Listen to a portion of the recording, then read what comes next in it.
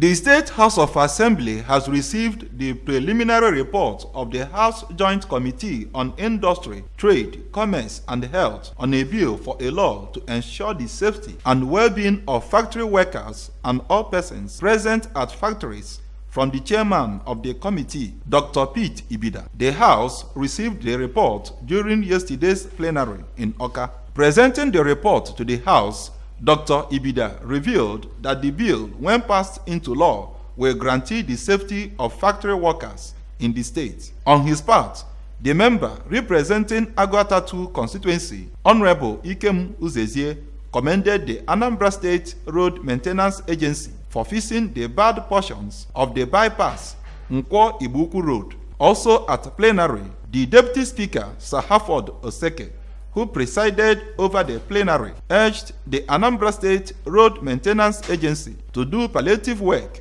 on the erosion site opposite St. Joseph's Catholic Church, Omuawolo, as directed by the state governor, adding that the erosion is threatening to cut the road in two and make the area inaccessible. Opposite St. Joseph Church, Omuawolo, the road is about to cut into two. And Omuawolo New Year Festival is coming on 30th. And you know Omuawolo is a tourist center.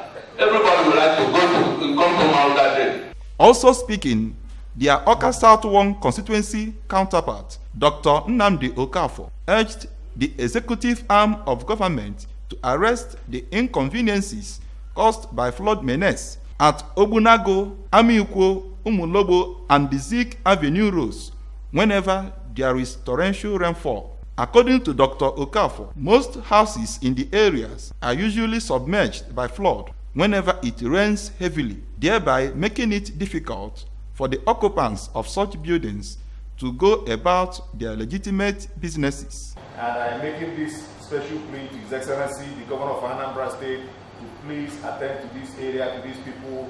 Let me repeat one more time.